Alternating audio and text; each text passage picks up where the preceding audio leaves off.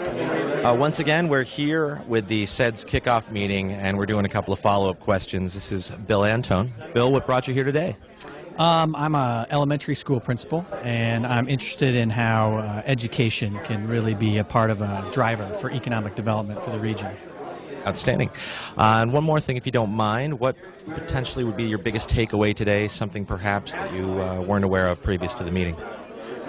Just that we need to look at economic development from a regional perspective, not from individual towns. If we look at it from a wider scope, I think we have a better opportunity to leverage all the assets here. Well, thank you very much. Appreciate your time. We'll see you soon.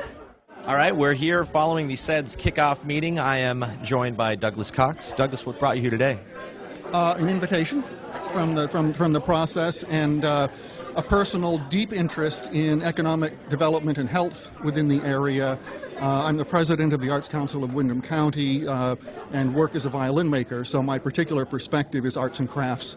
And I know why I moved here. I know how this area has worked well for me. I think that there's great potential for the area to work much better for the artists and craftsmen who are already here, and I view this process as being a way to find the ways to do that. The goals that the process has of increasing number of jobs and increasing salary levels, I think that the arts and culture sector is primed to be a major player in doing that. Outstanding. A quick follow-up for you, if you don't mind. What perhaps was your biggest takeaway today here at this meeting? Perhaps something that you heard that you were unaware of coming into it, or something that really piqued your interest? Well, I've been somewhat frustrated in the process in that, number one, it's taken so long. It feels as though gathering assets has been going on for some time, and that the process should be further along. So I've come in with some frustration. I've also come in with some frustration that Windham County, which is, I think, a unique and very fine community, has been trying to. The effort has been to stick this square or peg into a round hole. And I think that great progress was made today, and I think that's because there are unique and important things that are going on here, and that the process can't be the same as what's working for the rest of the United States. And I think that's been heard. I think that, so I'm looking forward to the process, to looking deeply into what is special and what is important about Windham County, and how do we work with the assets. The other frustration is that a lot of the basic information that was given, flat population growth, lower than average income, is being looked at as a problem. I think contrary to that, this is actually an asset that we have to work with. The future economy in the world is going to look like the economy that we already have here. And I think that we have the skills to be able to live well with less, and I think that that is not only a skill and a perspective that we need to maintain, but I think it's actually saleable and marketable. I think that part of why people come here is because this is a place where you can do that. It's where you can develop a lifestyle, a business model that is sustainable at a low impact on the environment and in the social and cultural sphere. I think that there are great things going on that are tremendous assets, and that skill level and experience in the neighborhood needs to be part of the assets that this process uses. I think that was well articulated today. I think it's been heard, and I'm very much looking forward to what happens over the next couple of months. Well, thank you so much, Douglas, for your valuable perspective. We're back following the SeVEDS kickoff meeting here for SeVEDS, and we're here with Drew Richards from the Richards Group in Brattleboro. Drew, what brought you here today? Thanks, Colby. Drew Richards. I'm part of a family business here in town. It's a third-generation owned business, so I've professionally have extremely vested interest in what's going on in the region here.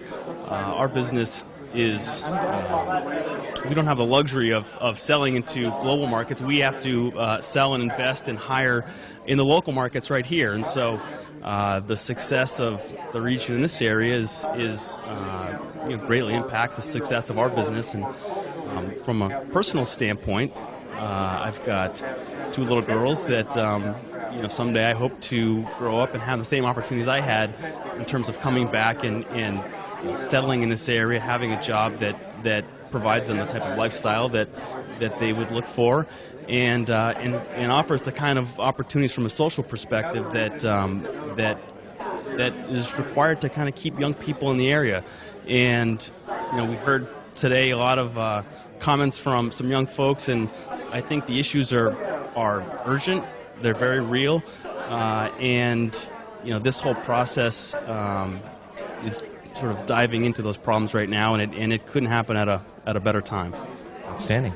And one more thing, if you don't mind, we're wondering what your biggest takeaway is from today, perhaps something that you were unaware of coming into the meeting.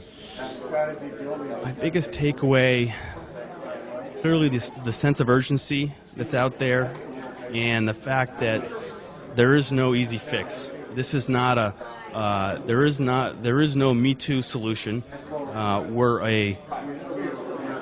It's a complicated problem. We're a complicated area. I think that people need to recognize, we all need to recognize that the choices that employers and individuals and professionals and families that move here, their choices are relative, and it's relative. It's this area relative to places that offer, frankly, the same sort of assets that we tout very highly in terms of quality of place, that aren't that far from here.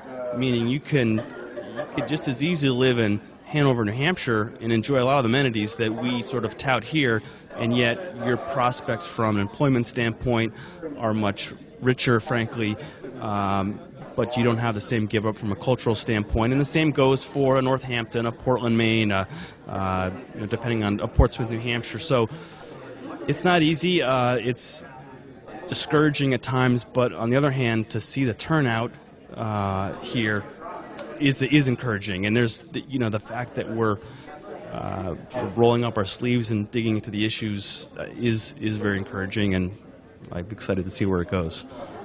Drew, thanks so much for your time. Appreciate it. All right, we're back here with Greg Noble from SeVEDS, and we're following up from the SeVEDS kickoff meeting.